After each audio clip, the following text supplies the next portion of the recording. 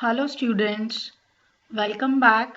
This is class 10th, subject English, poem 1. This is our first poem, Dust of Snow, written by Robert Frost, and this is my lecture number 1. So let us move to the topics which are to be covered today. First of all, we will read the introduction of the poet and we will understand it. Then we will discuss the introduction of the poem, and at last we will discuss the explanation of both stanzas of the poem.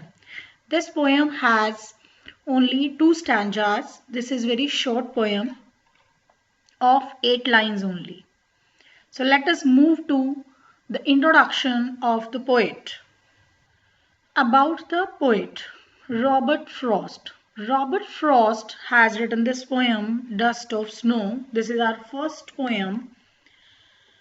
The famous poet Robert Frost was born on March 26, 1874 in San Francisco, California, United States of America. His notable works are A Boy's Will, North of Boston, New Hampshire, A Further Range, and In the Clearing.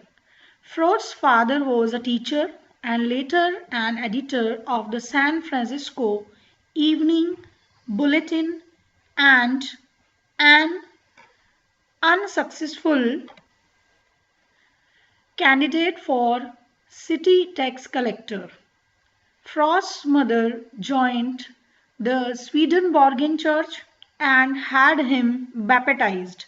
It means Christianized in it, but he left it as an adult. Robert Frost was honored frequently during his lifetime, receiving 4 of his Pulitzer Prizes for poetry for his book New Hampshire. He became one of America's rare public literary figures. Almost an artistic institution, he was awarded the Congressional Gold Medal in 1960 for his poetic works, and the poem Dust of Snow was published in New Hampshire in 1923. This collection gave him the Pulitzer Prize. So this was the introduction of the poet Robert Frost. Now let us move to the introduction of the poem. In this poem, the poet conveys that worst time often comes in the life of mankind, but a little good thing can change the entire course of action. The crow and hemlock tree that is a poisonous tree, symbolize bad things here, which make the people believe that something wrong is bound to happen. So Frost's poem Dust of Snow presents a moment that seems very simple but has a considerable significance. Though the poem is very brief, but it has a significant meaning. The poem stands for guiding a person who has lost all the hopes and is very sad. The falling of dust of snow has changed the mood of the poet. The poet was sitting under a hemlock tree. Hemlock tree is a poisonous tree with white flowers. He was quite upset. This very small incident changed his mood into happy mood.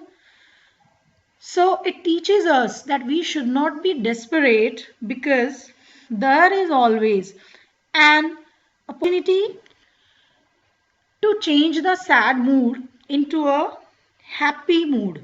So it also shows that if we can take the hard times of life in stride, because eventually something will happen to change our situation into happier times. So this was the introduction.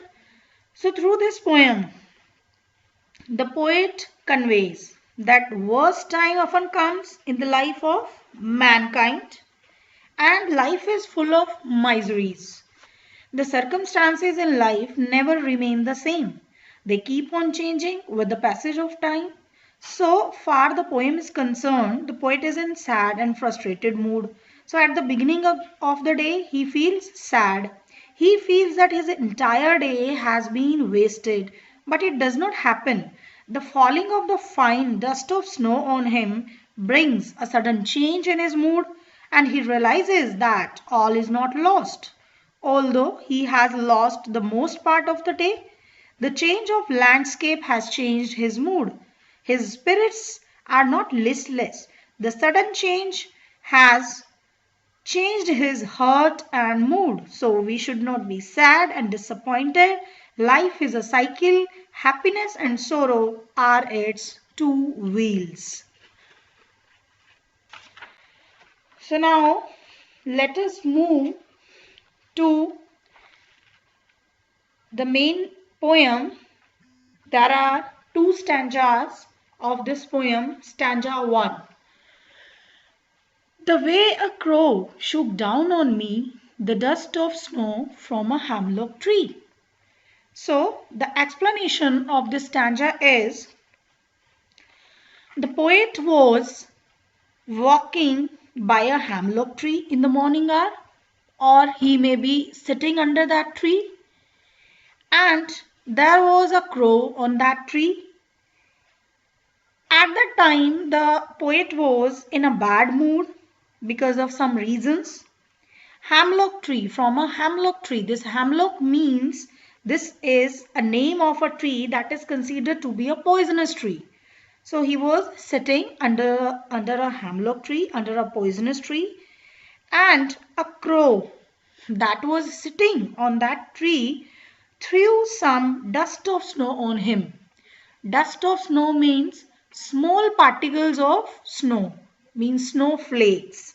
So the manner in which a crow shook down the tree and the dust of snow, the snow particles fell on the poet, this thing changed the poet's mood. So the explanation of this stanza is very simple, that there was a crow on a hemlock tree, and just under that hemlock tree the poet was sitting. The crow shook down the dust of snow on the poet, and at that time the poet was in sad mood, in bad mood. So here the crow and hemlock tree are used, and they denote sadness and gloom. So the poet thought that day was not good for him. Stanza 2. It has same 4 lines. Has given my heart a change of mood and saved some part of a day I had rued. Rued means held in regret. So here the poet says that the way in which the crow shook down dust of snow on him, this incident has given his heart a change of mood. Means the falling of the snow on the poet's head made his mood happy. His mood got changed completely. Till now he had spent his day in a bad mood, but now his mood had been changed.